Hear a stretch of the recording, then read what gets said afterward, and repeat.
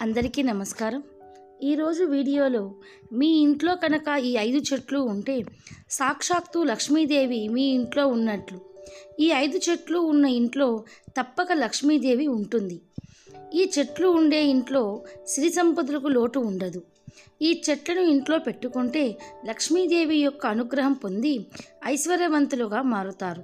మరి తప్పకుండా ఈ 5 చెట్లు మీ ఇంట్లో ఉంచుకోవలసిన ఆ చెట్లు ఏమిటో ఇప్పుడు మనం ఈ వీడియోలో తెలుసుకుందాం. దానికంటే ముందు ఒక చిన్న కథను విందాం. బ్రాహ్మణుడు ఒక శ్రీమంతుడి గృహంలో శ్రీమద్ భాగవతం పారాయణ చేస్తున్నాడు. ఆ సమయంలో ఒక దొంగ ధనవంతుని ఇంట్లోకి ప్రవేశించి ఆ ఇంట్లో ఒక మూలన దాక్కున్నాడు. భాగవతంలో కృష్ణుడు వేసుకున్న ఆభరణాల వివరణ ఘట్టం జరుగుతోంది. తల్లి యశోద కృష్ణుడికి ఏమేమి నగలు వేసి పెంచిందో కన్నులకు కట్టినట్లుగా చెబుతున్నాడు. దొంగ చాలా ఉత్సాహంగా వింటున్నాడు. భాగవత ప్రవచనం పూర్తి అయ్యేదాకా ఉండి బాలకృష్ణుడు కనిపిస్తే అతను నగలు దొంగలిస్తాము అని అనుకున్నాడు. దానికోసం దొంగ బ్రాహ్మణుడి వెంట పడ్డాడు. బ్రాహ్మణుడు భయపడి నా దగ్గర ఏమీ లేదు అని అన్నాడు. దొంగ, మీ దగ్గర ఉన్న డబ్బుకి నేను ఆశపడటం లేదు. మీరు చెప్పిన నగలు ధరించిన కృష్ణుడు, ఆవుల దగ్గరే ఉండే కృష్ణుడు ఎక్కడ ఉంటాడో చెప్పండి అని అడిగాడు. అప్పుడు ఆ బ్రాహ్మణుడు ఆలోచించి, బృందావనంలో యమునా నది తీరం దగ్గరికి రోజు 2 పిల్లలు వస్తారు. ఒక పిల్లవాడు నలుపు రంగులో ఉండి పిల్లన గ్రోవి వాయిస్తూ ఉంటాడు. ఇంకో పిల్లవాడు తెల్లగా ఉంటాడు, తెల్లటి పట్టు వస్త్రము ధరించి ఉంటాడు. ఆ నల్ల రంగు ఛాయలో పిల్లన గ్రోవి వాయిస్తూ ఉండేవాడే నేను చెప్పిన శ్రీకృష్ణుడు అని ఆ దొంగ నుండి తప్పించుకోవడానికి బ్రాహ్మణుడు చెప్పాడు. బ్రాహ్మణ మాటలు నమ్మి బృందావనానికి వెళ్ళాడు.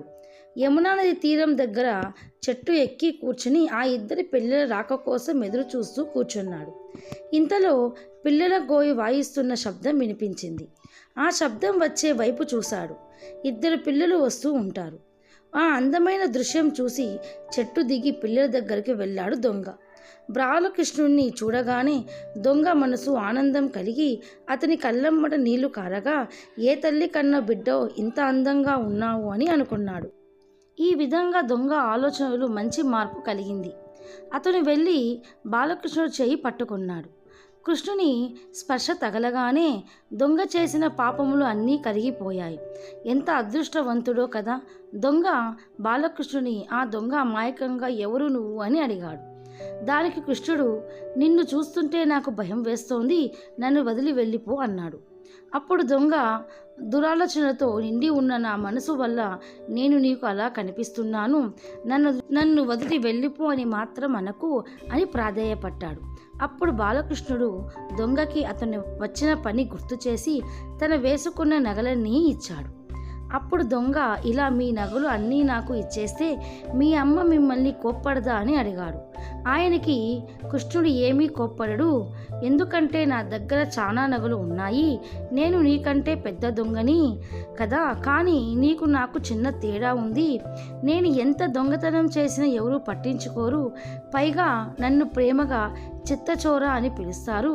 నీకు తెలియని విషయం ఇంకొకటి ఏమిటంటే మీ దగ్గర కూడా ఎంతో విలువైన వస్తువు ఒకటి ఉంది, ఇప్పుడు దానిని నేను దొంగలిచ్చి తీసుకువెళ్తున్నాను అని చెప్పి 2 అక్కడ నుంచి మాయమైపోతారు. తరువాత చూస్తే దొంగ భుజం మీద నగల నిండి ఉన్న ఒక మూట ఉంది.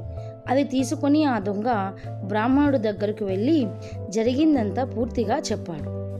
అయితే ఆనంద బాష్పాలతో ఆ బ్రాహ్మణుడు కృష్ణుడిని చూసిన చోటు తనకు చూపించమని దొంగని అడిగాడు. 2 కలిసి ఆ చోటికి వెళ్ళగా దొంగకి కనిపించిన బాలకృష్ణుడు బ్రాహ్మణునికి కనిపించలేదు. అప్పుడు బ్రాహ్మణుడు నిరాశతో, కృష్ణుని నీవు ఒక దొంగవి అనుగ్రహించావు కనుక నాకు కూడా దర్శనం ఇవ్వాలి అని బాధపడ్డాడు. అప్పుడు అపారమైన కరుణగల శ్రీకృష్ణ భగవానుడు ఇలా అన్నాడు, నీవు భాగవత పురాణము కేవలము ఒక కథగా చదివావు, కానీ దొంగ నువ్వు చెప్పిన కథని మాటలని మనస్ఫూర్తిగా నమ్మాడు. అపార నమ్మకం, సమర్పణ, శరణాగతి ఉన్న చోటే నేను ఉంటాను. పురాణాలను చదవడమే కాకుండా దానిలో ఉన్న అంతరార్థం అనుభవించడం నేర్చుకోవాలి అని చెప్పాడు. ఇక వీడియోలోకి వస్తే ఇంటి ముందు అందమైన మొక్కలు ఉండే చూడడానికి ఎంతో ముచ్చటగా ఉంటుంది. పైగా వాటిని చూసిన ప్రతిసారి ఎంతో ఆనందంగా కూడా ఉంటుంది.